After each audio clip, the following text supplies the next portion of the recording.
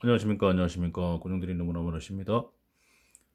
부식 방식에서 응력 부식 균열을 계속 말씀드리고 있는데요. 전에 말씀드렸지만 SCC가 유명한다는데요. 스트레스, STRES, 스트레스, 이건 텐실이죠. TENSIL이 텐실.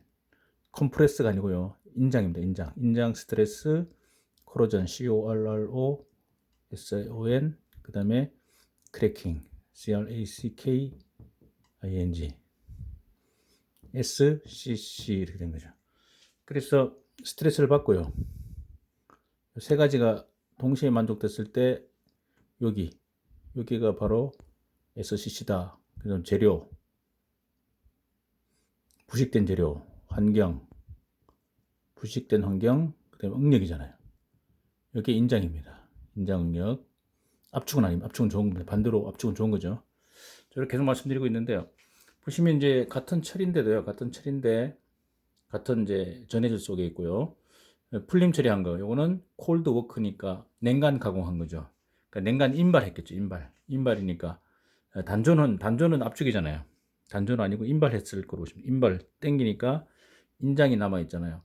그러면 전자가 흐른다. 그러면 전자 흐른다, 전류 흐른다 이런 얘기잖아요.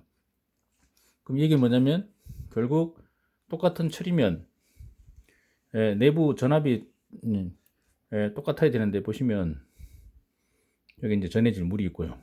이 속에 지금 그래서 두 가지 똑같은 철인데요. 보통 FE가 마이너스 0.41V잖아요. FE는 자체 전압이 0.41V 정도 나옵니다. 이렇게 마이너스 볼트 좀 작습니다. 볼트인데 만약에 똑같이 0.41V면 전류가 안 흘러죠. 이렇게 전선 연결하면. 근데 이게 지금 뭐 엘렉트론이 흘러갔다는 얘기는 전자가 흘러갔다는 얘기는 여기 전자면은요. 전자면은 전류는 반대잖아요. 전자면 전류는 반대 방향입니다. 그러면 전류는 이쪽에서 이런다는 얘기잖아요. 거꾸로 전류입니다. 전류 자체는 물속으로 흘러가죠. 이렇게 흘러갑니다. 이렇게 돕니다. 그러니까 회로 구정이 반시계 방향으로 흘러갔다는 얘기잖아요. 전류는 물속으로.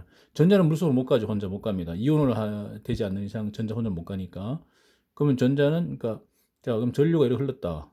그러면 같은 F인데 전류가 흘렀다는 얘기는 결국 뭡니까? 전이차가 생긴다는 얘기잖아요. 그러니까 인장 잔류가 남아있으면 전압이 낮아진다는 거죠. 전압이 높은 데서 낮은 데로 오니까 전류는요. 높은 데서 낮은데. 그러면 이제 전자는 어떻게 되나?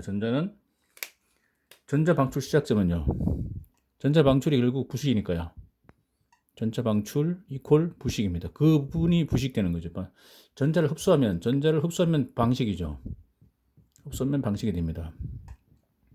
여기서 그러면 1번, 2번 했을 때 어느 쪽이 부식 방식이냐 이런 얘기입니다. 자, 전류가 흘렀습니다. 반시계 방향. 그럼 전자가 흘렀습니다. 그러니까 전자가 빠져나왔죠. 1번이 부식이고, 이쪽이 부식이고, 똑같은 철인데, 전류가 흐르니까 전기화학 부식 생긴다는 얘기잖아요. 전기화학 부식이 생긴다. 왜? 전압차 생기니까, 부식. 왜? 인장 잔류력 때문에 그렇다. 그만큼 인장 잔류력이, 부식에도 연관되고, 결국 크랙까지 연결된다는 거잖아요. 그래서 아주 안 좋은 겁니다. 그래서 인장 잔류력은 안 좋다. 그걸 그러니까 풀림 처리. 그러니까, 우리 용접에서도 후열 처리하는 목적이 용접 후열 처리가 해즈의 인장 잔류를 제거하기 위해서 하잖아요. 뒤에도 말씀드리겠습니다. 하여튼 이쪽이 방식 부식이 된다는 겁니다. 그럼 어떻게 되느냐? 결국 전류 얻었고요. 그러면 전자 방출 시작점은요. 그 전자 방출 시작점이 부식이니까 이렇게 보통 있겠죠. 우리가 전자 방출 시작점을 어떻게 정할 거냐? 시작점은 이꼴 전류가 전해질 물속이죠. 전해질로 방출된 표면이다 이렇게 했습니다. 표면. 자, 전류가 2번에서 나와서 이 도선을 따라 흘러가지고 물속으로 흘러갑니다. 그러면 전류가 방출된 표면 어디입니까? 1번에 여기죠, 여기 표면. 여기 F 원자가 있을 거 아닙니까? FE가 있고 FE 원자의 최각 전사 두 마리죠. 한 마리, 두 마리. 두 마리가 서로 돌면서 계속 본드 어떤 결합력을 주는데 그럼 전자는 역류하는 거죠. 전자 방출 시작점이 결국 여기서 표면에서 전자가 역류합니다. 전자죠. 일렉트론 마이너스 빠져나온다는 얘기잖아요. 그 마이너스가 빠져나와가지고 전자가 나와서 흘러갑니다. 흘러가서까지 옵니다. 자, 전자 혼자 물속으로 못 나가니까 어떻게 됩니까? 전자가 요 표면에 딱 코팅이 되는 거죠. 이렇게 표면 코팅.